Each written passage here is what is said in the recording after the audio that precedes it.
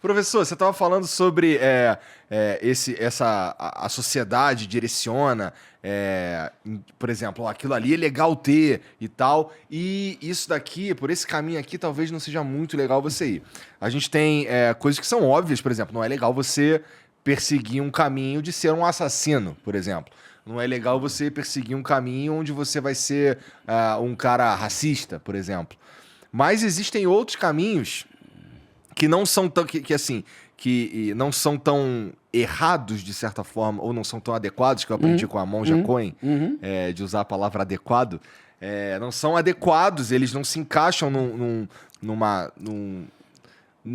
que a gente entende como sendo ético ou moral, mas eles também não são tão bem vistos pela sociedade. E eu avalio, posso estar enganado, que esses caminhos são os que levam a gente mais adiante também. Porque, afinal, seguir o que a sociedade quer, ou o que a sociedade está dizendo, que é legal o tempo inteiro, não tem nenhum aspecto disruptivo aí. Você tem toda a razão. Então, vamos lá. Vamos imaginar, então, sociedades em épocas diferentes e vamos aceitar que sociedades em épocas diferentes têm modos diferentes de canalizar a libido. Né?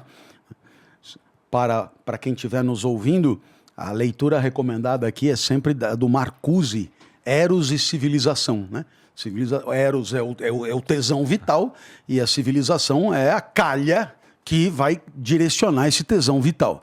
Então, vamos pegar uma civilização tipo feudal, tá? Você que hoje falou tanto da Idade Média, numa sociedade feudal eles têm um jeito de você gastar a tua energia sem aborrecer muito, digamos assim, né? Bom, e naturalmente que num estágio de sociedade pós-capitalista, digamos, as condições desse direcionamento são um pouco diferentes, mas a rigor o que acontece é parecido, ou seja, a sociedade ao mesmo tempo diz o que deve ser buscado e ao mesmo tempo nega o que deve ser evitado. Agora, é claro que a sociedade não é um todo homogêneo. Né? E portanto, tudo isso que eu acabei de dizer é apenas tendencial. E você tem, portanto, em qualquer ramo de atividade, você tem dominantes, dominados, pretendentes.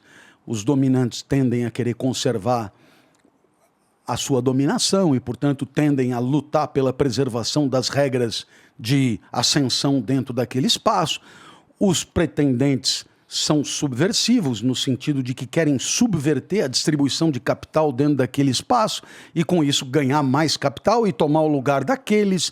E portanto, aí você vê que haverá, digamos, uma visão dominante, uma visão preponderante, mas sempre haverá olhares alternativos, sempre, sempre. Por mais totalitária, por mais obtusa, por mais imperativa que seja a sociedade, o certo é que sempre haverá uma visão alternativa, e essa visão alternativa é uma visão que pode levar à relativização do valor do troféu.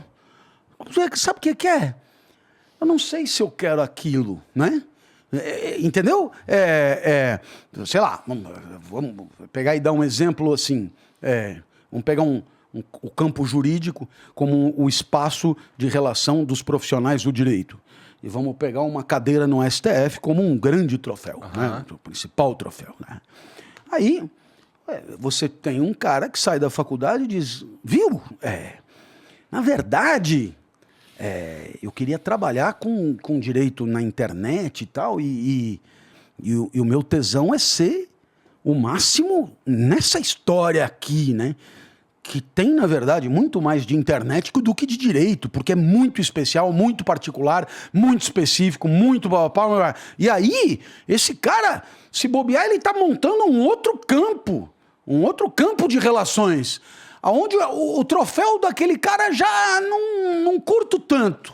Agora eu vou criar outros troféus, outras regras. A despeito outro do pai, da mãe, dos professores, a todo mundo. despeito de tudo. Aí, e esse é o olhar alternativo ou subversivo. Entenda subversivo não com a sua conotação política tradicional, de alguém que sai... Não, o subversivo nada mais é do que aquele que contesta o status quo estabelecido e se pretende, digamos, lutador por uma condição melhor do que por uma posição social mais elevada daquela que ocupa naquele momento. Então, nesse sentido, haverá propositura de novas regras, novos troféus, novos caminhos, como você bem sugeriu. Então, isso que eu disse e você muito bem precisou é que, claro, a sociedade ela tem um norte tendencial de primazia, mas ela tem no seu interior um caldo de disputa interna, de conflito e de coisa que pode a cada momento redirecionar tudo isso, redefinir as condições de satisfação dos desejos e assim por diante. Tá. Veja, a própria vida dos homossexuais que em alguns momentos foi extremamente difícil de uma perseguição ostensiva, etc., e que em outras sociedades, não. Em outras sociedades, a tolerância é muito maior, a aceitação é muito maior, e por que não dizer, até mesmo, digamos, a oportunidade da discussão dos seus direitos naquela sociedade de tolerância permite até servir como exemplo para o resto do mundo, para outras sociedades e assim por diante, né? Então, quer dizer, o próprio Platão, para você ter uma ideia como a coisa não vem de hoje, 4 séculos antes de Cristo no banquete, na fala de Pausânias, Pausânias observa isso. De qualquer modo, veja só, em Atenas a homossexualidade é vista desse jeito, mas em Tebas é vista de outro jeito, é vista de outro jeito. Portanto, a vida de um homossexual numa cidade ou na outra é completamente diferente em função da maneira como isso é entendido. Então, veja, todo o processo de satisfação de desejo é regulamentado pela sociedade de um jeito ou de outro. E isso não é indefinitivo nunca, é sempre transitório, é sempre provisório. Está sempre à mercê de uma mudança, de uma transformação. Então, no final das contas, a formação cívica implica mostrar para os nossos jovens que eles não são apenas vítima de uma situação estabelecida, mas se eles são agentes legisladores de uma nova sociedade a ser construída. Entende? É a mesma coisa que você incentivar só o ensino técnico. Aí você ensina o cara a usar uma certa técnica. Isso resolve de fato um problema de mão de obra e resolve o problema dele de encontrar um emprego. Mas isso tira dele a possibilidade de aprender a pensar sobre a pertinência daquela técnica ou sobre o desenvolvimento de uma nova técnica completamente diferente, muito mais eficaz e adequada para resolver aquele trabalho. E basicamente a gente precisa das duas. Das duas? Então, toda a formação precisa, do seu lado, de ensinar o que já se faz e ensinar a pensar o que se faz com vistas ao aperfeiçoamento. Porque, entende, é o que o Rousseau conta de maneira, a meu ver, genial, né? O que marca o humano, homens e mulheres, em relação ao resto dos viventes, é a perfectibilidade. Né? Quer dizer, enquanto uma formiga é formiga, nasce formiga e morre formiga e vai fazer coisa de formiga. E formigueia e outro gateia e outro, etc. O homem e a mulher, eles vão se aperfeiçoando ao longo da vida. Esse é o seu traço distintivo, né? Aquele que não tem a perspectiva do aperfeiçoamento, ele não honra, digamos, a sua humanidade. Então, nesse sentido, um explicador, como é o meu caso, né? Eu assim me defino, um explicador. Pois um explicador, ele, nessa perspectiva de Rousseau, ele deve nunca se contentar com uma explicação semi-obscura, não completamente satisfatória. Enquanto houver alguém ainda em dúvida, é preciso buscar a fórmula. E a fórmula certa tem a ver com o repertório do receptor, com o que ele tem na mão para poder atribuir sentido àquilo. E aí você precisa descobrir. E é por tentativa e erro. O bom explicador não desiste nunca, né, de encontrar o gancho para amarrar aquele novo conteúdo. E esse processo te dá bastante prazer, pelo que eu vejo. Bom, é a minha vida. O dia que eu não puder fazer mais isso é porque eu já morri. Entendi. Né? Não, porque é um pouco isso. Há pessoas que continuam vivas, mas elas já morreram, enquanto outras já morreram, mas continuam vivas. Verdade, né? verdade. Então, nesse sentido, quando eu perceber que eu não consigo mais explicar, eu terei entendido que a minha existência no mundo, ela encontrou o seu sentido, ela perdeu o seu sentido, ela perdeu o seu significado. Por quê? Porque a minha natureza mais genuína, ela sempre teve na explicação o seu único momento de razoável pujança. Né? Então, quer dizer, não podendo mais explicar, eu me tornarei um rato, né? Insignificante, seja lá no que eu estiver fazendo. Então, nesse sentido, a ideia da perfectibilidade é uma ideia maravilhosa para ser explorada, e para aqueles que estão nos acompanhando, né? Quer dizer, há algo em nós que sugere que o meia-boca basta. Não. Né? Que sugere que, não, 5, nota 5, passou, velho, passou, 5. Quer dizer, eu costumo brincar do medíocre, né? Do médio, né? Do medíocre, nota 5, e sempre digo, né? Um oftalmologista que opera 2 retinas e tira nota 5, ele cega um olho, né? E aí eu falo com propriedade, com conhecimento de causa. Agora, um engenheiro civil com nota 5, né? Ele derruba meia ponte. Então, um advogado criminalista medíocre, então, e um explicador medíocre, ele só consegue explicar a primeira página da coisa. Então, nós temos que entender que a busca essa perfectibilidade, ou como os gregos chamavam, a busca da excelência, ela deve nos acompanhar ao longo da vida, seja como uma questão de satisfação consigo mesmo, seja como uma questão ética e coletiva. Então, ética, de certa forma, é vergonha na cara. Eu escrevi até um livrinho com esse título. Quer dizer, no final das contas, 2020, né? A ética pressupõe, né? Pressupõe considerar a existência do outro como tão importante quanto a própria,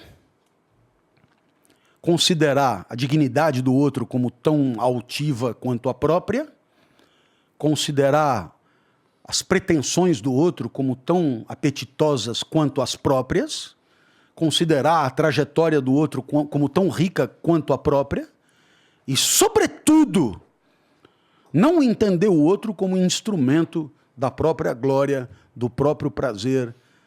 E o outro não é um degrau para você subir escadas, o outro não é instrumento do teu enriquecimento, o outro apesar da tua avó ter garantido para você que você é especial, a avó dele também garantiu que ele era especial, né? O outro também é tão especial quanto você, descaracterizando totalmente a especialidade. Nesse sentido, dá pra gente dizer que não o pai da ética, mas o homem mais ético que já pisou nesse planeta é Jesus. Você falou, você estava descrevendo a maneira como Jesus lida. Ou lidou com... E eu sei que o senhor é cristão, e isso norteia bastante aí. Mas independentemente das minhas convicções metafísicas e religiosas, as bases da ética moderna, como, por exemplo, o maior deles, Kant, estão na revolução que o pensamento cristão promoveu face ou frente ao pensamento grego. Aham. Então, quando Kant diz, olha, o que pode ser bom em alguém? Né? A beleza? Não, porque o cara pode usar a beleza para entorpecer, para o mal, etc. A força? Não, porque ele pode estrangular um justo. A inteligência? Não, porque ele pode fazer uma bomba atômica. Agora, não, porque ele pode... Não, então, mas então o que é indiscutivelmente bom? O que pode ser indiscutivelmente bom? E ele responde, a boa vontade. A boa vontade. A boa vontade é boa. Boa vontade. É querer fazer o bem. Puxa vida, né? Se você for na parábola dos talentos, né? O Senhor dá um tanto para esse, a metade para aquele, menos ainda para o outro. Talentos...